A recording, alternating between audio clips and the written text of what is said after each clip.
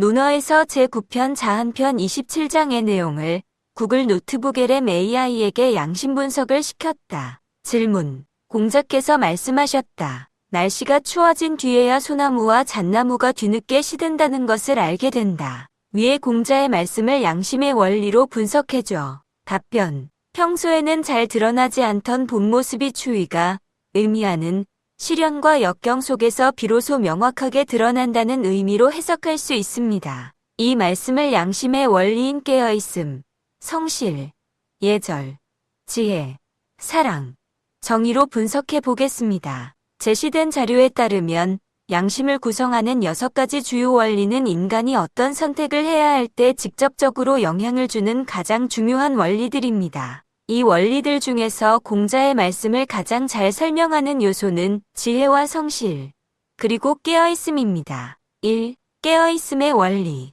혹독한 추위 속에서도 소나무와 잣나무가 변치 않는다는 것은 추위가 의미하는 역경의 영향을 적게 받고 평정심을 유지하는 능력을 보여줍니다. 이는 깨어있음의 원리와 연결됩니다. 초연함과 평정심 유지. 깨어있음은 대상이 있든지 없든지 항상 알아차리는 의식을 바탕으로 하며 이를 통해 생각, 감정, 오감과 같은 대상의 영향을 적게 받아 초연함과 평정심을 유지할 수 있습니다. 추위가 의미하는 역경이 닥쳤을 때 흔들리지 않고 평정심을 유지하는 것이야말로 모든 일을 잘하기 위한 바탕이 됩니다. 집착의 극복. 깨어있지 못하면 생각과 감정의 영향을 받아 평정심이 깨지고 양심 분석을 할 수 없습니다. 소나무와 잣나무는 추위가 가져오는 고통이나 근심 같은 어려움에 휩쓸리지 않고 대상이 없어도 항상 알아차리고 있는 자리에 접속하여 편안함과 안정됨을 유지하는 상태에 가까운 자세를 상징한다고 볼 수 있습니다. 2. 성실의 원리. 소나무와 잣나무가 추위를 견디고 뒤늦게 시든다는 것은 꾸준함과 노력의 결과입니다. 이는 성실의 핵심 개념인 즐거움, 노력, 정성, 그리고 신뢰와 직결됩니다. 꾸준한 노력. 성실은 양심을 구현하는 데 최선을 다하고 은근히 꾸준히 실천해야 지치지 않고 오랫동안 할 수 있는 원리입니다. 추위가 닥쳤을 때 다른 나무들이 쉽게 시드는 것은 그들의 성실함이 부족했기 때문일 수 있지만 소나무와 잣나무는 오랫동안 양심의 길을 꾸준히 걸어왔기 때문에 어려운 시기에도 본 모습을 유지할 수 있습니다.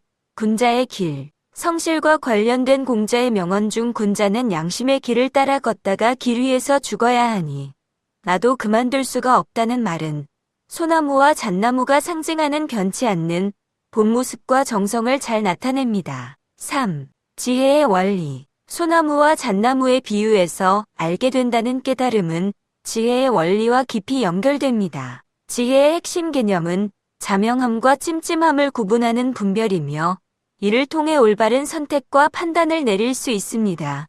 올바른 판단의 중요성. 추위라는 역경은 사람들이 자신의 욕심이나 편의를 위해 양심의 원리에서 벗어나는 선택을 하기 쉬운 환경입니다. 이 시기에 소나무와 잣나무처럼 시들지 않고 본래의 모습을 유지하는 것은 일의 시간적 구조적 우선순위를 파악하고 당장의 이익이나 해로움에 흔들리지 않고 장기적으로 이로운 자명한 선택을 지속했다는 의미입니다. 4. 정의와 사랑의 배경. 이러한 본 모습은 궁극적으로 사랑과 정의의 구현을 위한 바탕이 됩니다.